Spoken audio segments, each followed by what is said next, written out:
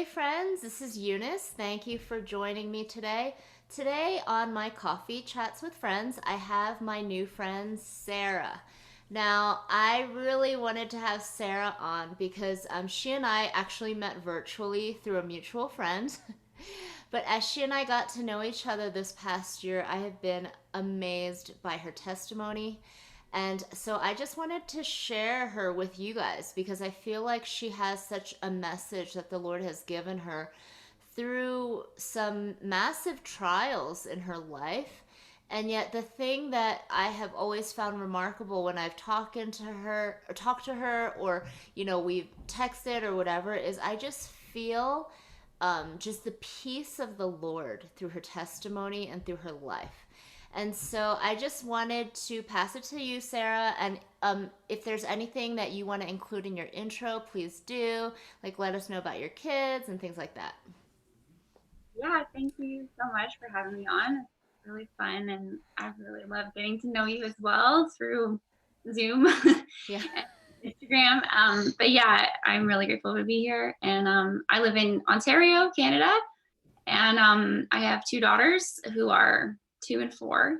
And yeah, and I'm a single mom, and I've been a single mother for the last 2 years. So yeah, it's been quite a journey, and yeah, it's been an amazing journey in a lot of ways. Painful, but also I've learned a lot in many good ways. And yeah, it's enabled me to empathize with people that I couldn't before. And I feel like it's deepened my compassion for others going through hard times. And so in that way, I'm grateful for this journey. So yeah, I'm so happy to be here. Wow. Okay, so we are going to jump right in. And so today, the topic of this conversation is about just overcoming disappointments in our life. And so, Sarah, can you just share about some of the trials and disappointments that you have experienced in your life? Sure. I guess one thing I think is funny is a lot of people when they like get a prophetic word from me, a lot of them will pick up on my name, be like, "Oh, you're named after Sarah. Like you have like these words and promises from the Lord, and you've had to deal with a lot of disappointment in your life." And I'm like, "Yeah, thanks, mom and dad, for naming me Sarah, because like Uh, Sarah dealt with a long period in her life of disappointment, but onto an wow. amazing fulfillment of a promise." And that's something that has really come to me in this last season is just like I don't know, studying the life of Sarah and the way that that relates to my own life in a different way. But yeah, I have experienced some deep disappointment in the last few years. I had a pretty I would say sheltered upbringing. Like I had a really lovely family. I've known Jesus my whole life and really walked with Jesus my whole life, which I'm so grateful for. But I think I thought that like if I did all the right things and I checked all the Christian boxes, that like I could somehow avoid suffering. Mm, And I've just learned that that's not always the case. Like suffering comes to everybody, and it can come in completely unexpected ways. And I never ever ever would have thought I would have ended up a single mother or divorced. Um, and I did, and that's a huge disappointment in many ways because most of my life, like a lot of women or a lot of people, you dream of having a family, you want to get married and have kids, and that's a really normal healthy thing to want, and most of us want that. And a lot of people would say that that's a big dream in their life. So it was for me. And obviously I got married with a lot of hopes and dreams to have a family. And I also, another big dream in my life was to live overseas and work and like kind of adopt a different culture. I grew up in East Africa most of my childhood. My parents worked there, and I just grew up cross culturally. My whole childhood was spent immersed in a different culture in this Ugandan village, and I loved it. Honestly, I had like such happy memories, and I spent most of my life, like I came back to Canada as a teenager, and I honestly just wanted to get away from Canada. I didn't want to live in Canada. I was like, I want to live in maybe this country or that country, but just not Canada, and definitely not Ontario. And I moved away. I did like a volunteer program for years where I I worked in different nations. I really loved that. I lived in the Himalayas for a while. I lived in Northern Europe for a while. That was like my dream, was to live somewhere overseas. And when Wow. we got married, that was like a big dream that we had for our family as well. So when everything fell apart, I ended up stuck in Ontario, which is another aspect of like, not only was it like my marriage broke apart, I had to walk through this devastation of like, you know, being able to give the life to my children that I wanted to, of like giving them a whole family, and the guilt that comes with that. It's the deepest disappointment for sure. Is like the brokenness of a marriage is a tragedy. It is so deeply painful, and that was by far the biggest thing, and what that did to our family, to my children, was deeply painful and disappointing. And also, not only that, but divorce is like a really sad thing, but what is sad is the things that caused the divorce. And Mm. there was many years of deep pain, that I experienced in my marriage, that was kind of what led up to that. And I'm not going to share a lot of details, but there was many months and years of deep pain, and that was again another thing I never envisioned for a marriage, and it isn't what it should be, right? Hmm. So those are kind of like, it was like the three big dreams of my life, like kind of just all came crashing down like 2 years ago. And it's been a journey these last couple of years of rebuilding, and kind of reassessing my life, and being like, God, where are you in the middle of all this? And um, why did this happen to me? And what is my life going to be looking forward? So yeah, that's kind of my story, where I've come from. Wow. Thank you for sharing that. That sounds so deeply painful and unexpected. But I think what I found remarkable just talking with you and getting to know you is just how, despite how deeply painful those disappointments were, I just see you not just like surviving, like catching air, but in a season now of thriving. And that's what I was just so struck by when we started getting to know each other is, I shared in a previous video about learning the testimonies of others, and how some people, when you hear their testimony and they've gone through the greatest, hottest fires in life, they've been through the furnace and they come out shining. And honestly, that was something the Lord spoke to me after I talked with you and getting to know you, because I was like, dude, Sarah has been through some like massive valleys, but she's like shining. Like, I want to learn from her because there's something profound that's happened in your life that I feel like you have overcome and you are overcoming, and I see you in this new season of thriving and dreaming again, and that is something remarkable to me. um, so, something I want to ask you, what are some lessons you learned through those deep disappointments? Um, well, thank you, first of all. And yeah, when you're talking about like going through a fire, I was thinking about that when I was thinking about like what are the things I've learned.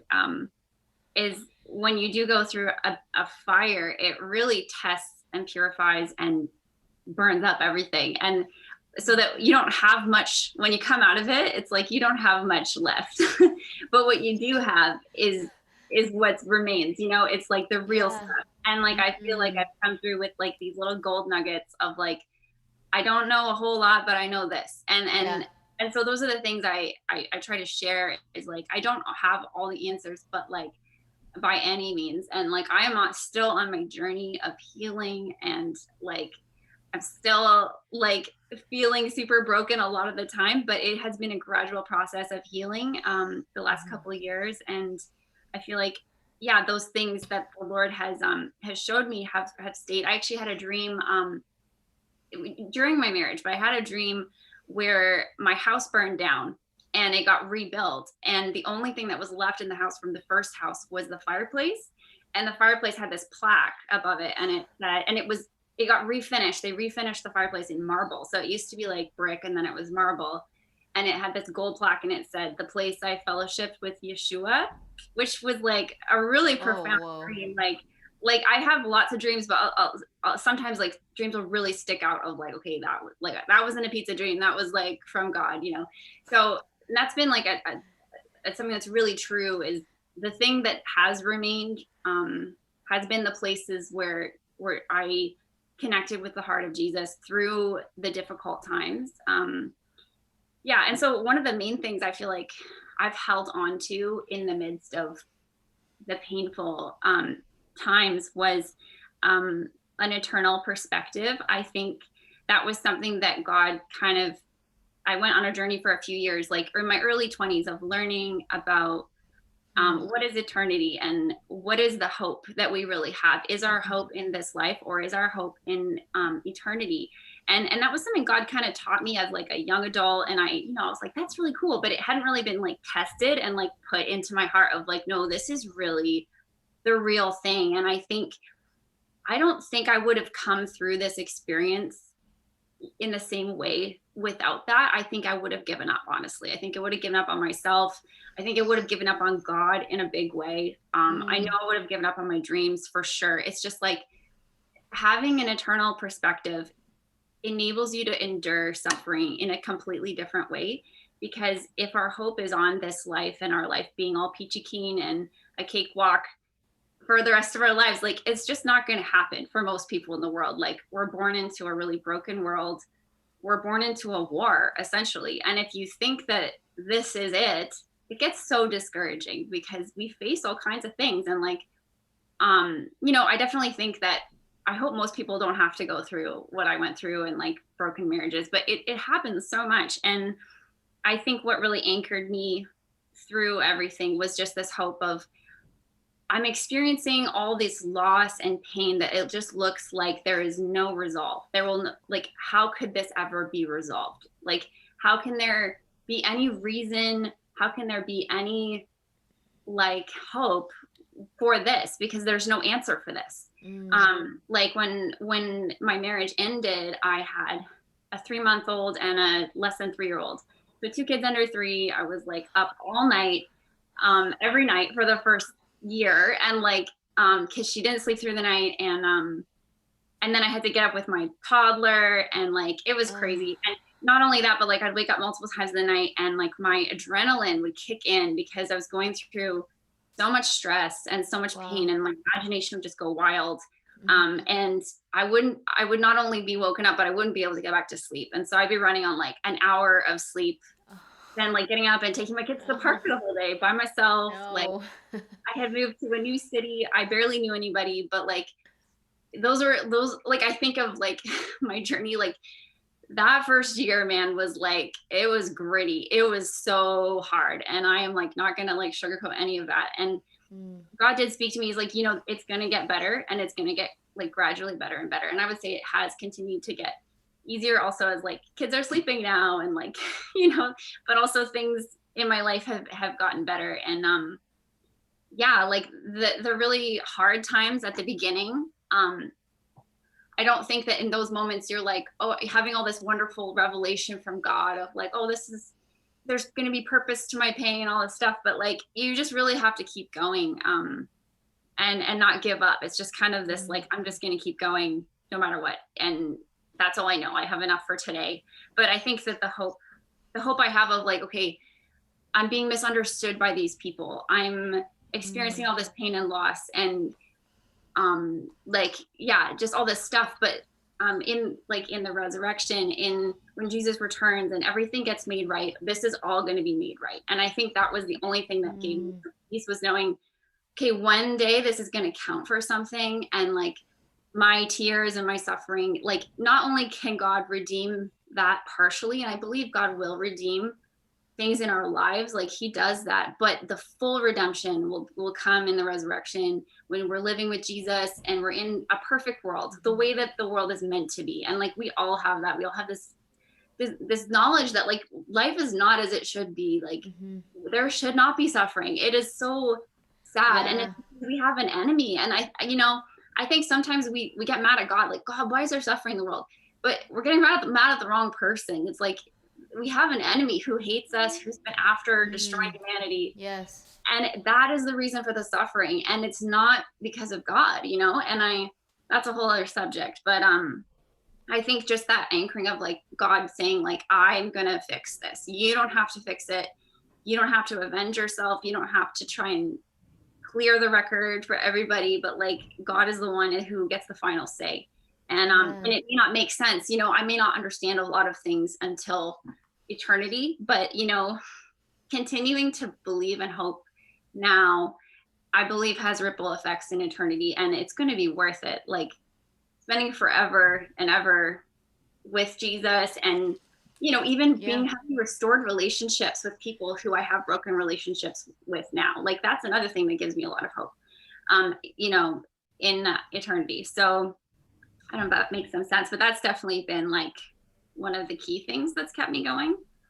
Um, Mm. yeah, I think another thing is just, even though I do say like that's like my hope is like eternity and that's it.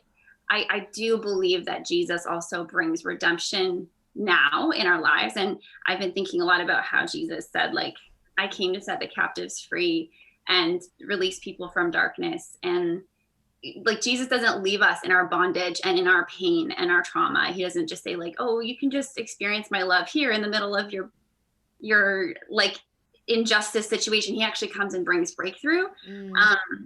So that's one thing I've thought about as well, is just that um sorry, this is getting so long, but No, no.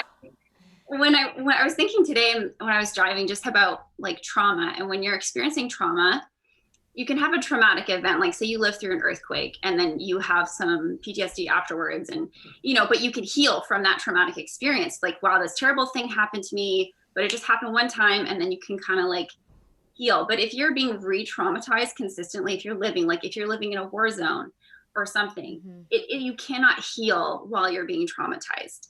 And you really have to get out of that situation and get into a safe Mm. place before you can heal. Mm. And I think sometimes like the church can come to people and be like, oh, you're in this bad situation, just continue to pray and God will heal you. When really it's like what they really need is to be set free from this situation. They need to be put into a healthy situation. And I think for me, like my relationship with God when I was in the midst of some of these years of deep pain was very thin because I couldn't feel his love. I couldn't hear his voice.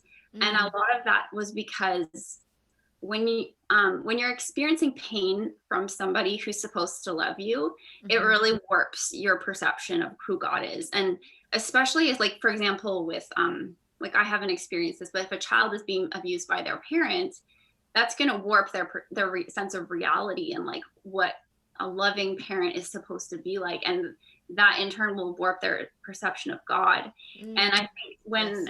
I was going through this like experience of a lot of pain in the deepest places of my heart, it Right. was like, God, like how can you like let this happen? How I couldn't open my heart to love because I was having to always shut my heart to protect it. So Mm. even feeling God's presence, even though I knew he was there, it was really hard. Mm-hmm. And so as I've come out of this and I've been in this season of healing, like my heart has been opening up again. I've been able to Mm. feel his love and hear his voice in new ways that were harder in that season. So just to say like yes, like we should set our hope in eternity, but also God wants to bring change and he wants to set captives free, and Mm. he wants to not leave us in our bondage in this life. So yeah. Yeah, that's awesome. Could Mhm. you give an example of your recent life of like how the Lord has brought like a redemption to a Yeah. circumstance or a relationship or something like that? I can probably think of a lot of things. I'm trying to think. Like one thing was I have moved around a lot in my life and haven't had a home. And I had Mm. like I was looking for an apartment with my two girls, and I kept on getting rejected by all these different apartments. And I had this like wish list, and I had like my necessity list, and then I had the wish list of like I need this, but I would also love to have this, but it's okay if we don't get that. And I ended up getting this house, and it was like it literally hit everything on both lists, like everything I needed and everything I wanted. And I was like, I'm still blown away. Like every day in my house, I'm like, I can't believe this. Like, I can't believe this is my house. I'm so thankful. Like, I wanted to have a Oh, fireplace. Like, that was one thing. I love old houses. My house is like 100 years old, wow. and my house has 2 fireplaces. So it was just like things like that, where it's like, God, you didn't have to do that, but you did. And I'm like, I'm so grateful. And there's so many other things I could go on about, but I won't. But like, and also live with Wow. one of my best friends lives with me. She and I've been friends for like 20 years, and so our house is like full of like joy and fun, and yeah, like a lot of really amazing things. My parents like have moved down to be close to me and my kids, so yeah, there's just a lot of goodness in my life. Even with COVID going on, like Yeah. honestly, it's been still really good. I love that. And I am just going to say this because one thing that connected Sarah and I is we are both dreamers. And so you guys heard her share that story about that dream she had about the fireplace. And I'm just thinking of how beautiful that picture is of like, you love fireplaces. The Lord spoke to you about a fireplace, and now He's given you two. Yeah, Like, that's awesome. I know. I actually haven't connected the fireplace dream with my fireplace, but yeah, I'm like, how cool is that? Yeah. Wow, that is beautiful. And I also love what you said about in the first part about how sometimes we're in these spaces where we don't have an answer from God of why that happened, Yeah. but can we still persevere? Yeah. Like I love that because I think that's a huge question that humanity has Yeah. is like why God? And then that turns a lot of people from the faith because when they don't have that answer demanding to God like hey, why I'm not okay not having an answer. So I'm going to give up on you, Lord, versus like I love your heart posture of like Lord, there's so many questions I don't understand, but one day I will. You Yeah. know, I love that. One thing that like kind of connects with that is I was thinking about like people in the Bible, like most people in the Bible that are mentioned in a big way went through some crazy long season of suffering. And it's like, what if Yeah. they given up? Like, what if Joseph was in the pit and he was like, you know what, I'm done. Like this sucks, and like Mm, I give up. And maybe he did. And the thing is it's okay, even if you do give up, God doesn't give up on you. And like Sarah, like, people wow. give Sarah a hard rap for like laughing when that guy said, like, you're going to have a baby. But I'm like, if I'd carry a promise for 70 years and it hadn't come true, I'd probably laugh too. I'd be like, yeah, right, whatever. Yeah. But even though we do give Mm, up, God doesn't give up. And that's been one of the things yeah. I'm realizing is like, even when I gave up on me, he didn't give up on me. And like Wow. the promises that he gives us, they're not lost. Like I've had to, like in this last 2 years, I feel like I've been picking up promises. Like I've been rereading my old journals Wow. from like my early 20s, and like I'm like, whoa, like I gave up on this, but I'm gonna take it back now. Like I'm gonna take this promise back and believe that God's gonna restore this in my life. um because like, yeah, those people, it did look like God had given up on Joseph or on Sarah or on Mm, David. It looked like God had abandoned them. It really did look like that. yeah. And anybody can make a case and be like, look at my life right now. My circumstances say God has abandoned me. And it would have been, I could have said that so many times. Like if I haven't even shared my full story with like hardly anyone. And if I did, people would be like, yeah, like you have every right to give up on God based on what you're telling me. And sometimes I did, but like like in a little bit. But Yeah. yeah, I don't think God ever gives up on us. So That's beautiful. mm-hmm. Wow. Huh. That was so good. Okay. So, for my last question, I wanted to ask you what are some words of advice and practical tips you can share um, with that person that is sitting in a massively disappointing situation and they Yeah. want to give up on God, maybe? Like, what is a word of encouragement or some practical things that you can share with them? Hmm, that's good. Like definitely what I just said, like the enemy would love nothing more than for you to give up on yourself and on Mm, God. But sometimes it literally, for many days and months of my life, it's just been one foot in front of the other and not seeing much ahead. But I would just say don't give up, because you just never know. Like you don't know what's coming. And God always like he always answers us, even if mm, it's not immediate. I've seen answers to prayer come like years or months later. So I would just say don't give up. And then another thing is like a big prayer in my life has just been like, God, give me a tender heart. I don't want my heart to get hardened through this experience, which is, it's so natural. It's a natural reaction to suffering, whether that's like a long-term illness or a loved one dying or a hurtful relationship or whatever. It's so natural to want to harden your heart and be like, well, I'm not going to open up and trust again. But it's been one of my greatest prayers, just to like, God, keep my heart soft and like help me to be sensitive to you and to other people. And a big part of that is through forgiveness. And like, I know forgiveness gets thrown around a lot as like, but forgiveness is hard. It's costly. Forgiveness is very costly, but it's worth it. And I think it's just something I've thought about so much is like, I really believe if we knew the power of forgiveness, we would forgive every single person that comes in our path, because I think forgiveness releases so much power and blessing, not only in your life, but also in the other person's life. And we can't see it naturally sometimes, but I really believe.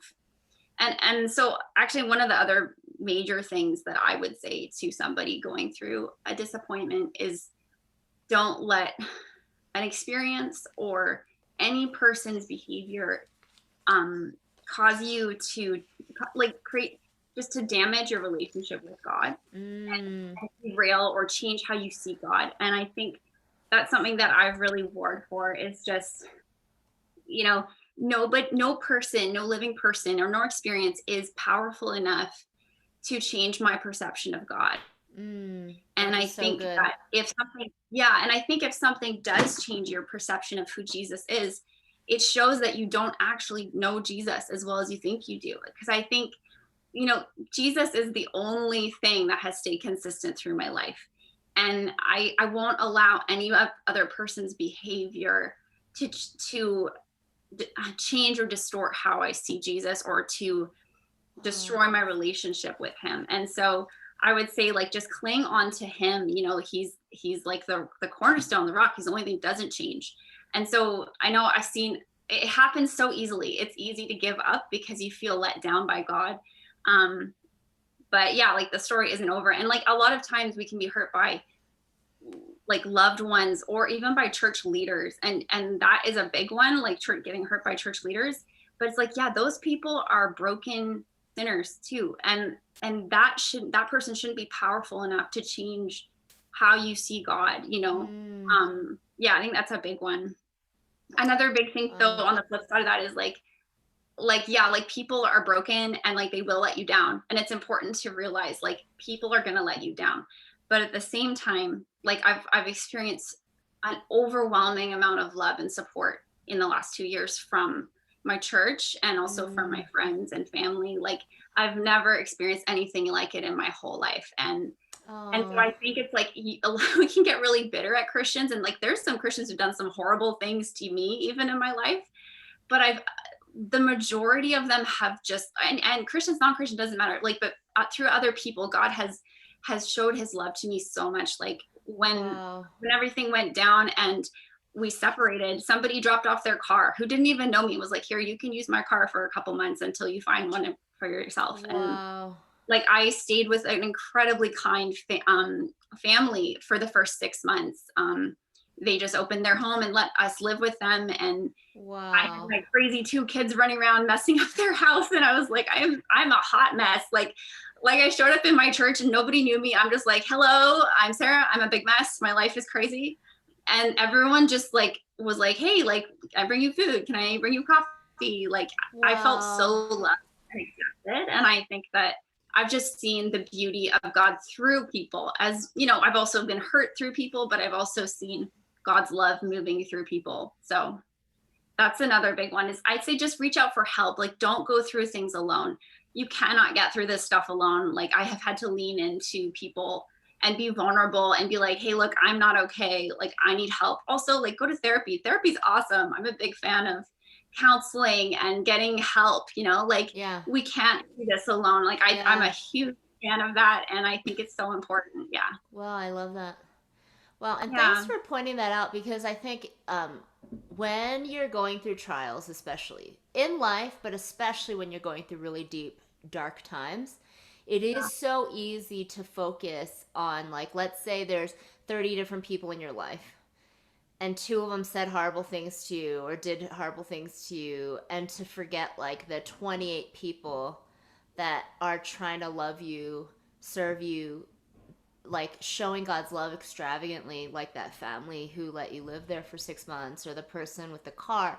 Like, that is such a beautiful picture to me of what the body of Christ can be. Yeah. And that gives me so much hope, because I think, especially right now, like, there are a lot of questions in the church. I think the Lord is refining the church, but there are amazing people out there still, and there is hope for humanity in the Lord. Yes.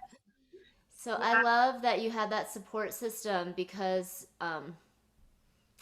yeah, you've gone through some just incredible things, and I really am so thankful that you would just share that with us, because that is deep, dude. I don't know. I don't even know how else to say it. Like, I'm just like, wow, you have been through the fire, Hmm. but I see you shining. And as I was praying about this time, it's cool. My daughter writes me these cute little notes. Can you see? Oh, that's so cute. And this one day she made me this cute flower, and I just opened my Bible, because I was like, Lord, what do you want to share with everyone today? Like myself, Sarah, and just everyone. And this flower I had just randomly placed in my Bible, and this scripture came up, and I'm like, this is it. Okay, so Job 8, verse 6 and 7. If you are pure and upright, even now he will rouse himself on your behalf and restore you to your rightful place. Your beginnings will seem humble, so prosperous will your future be. And Yeah. I just speak that over you, Sarah, and over every single person. I receive this for myself, but every person that is going through a hard time, you're wondering, Lord, where are you? Lord, are you going to make this right? You know, and I just love this promise. If you are pure and upright, he will rouse himself on your behalf. Like, I love that picture, because he is such a loving father.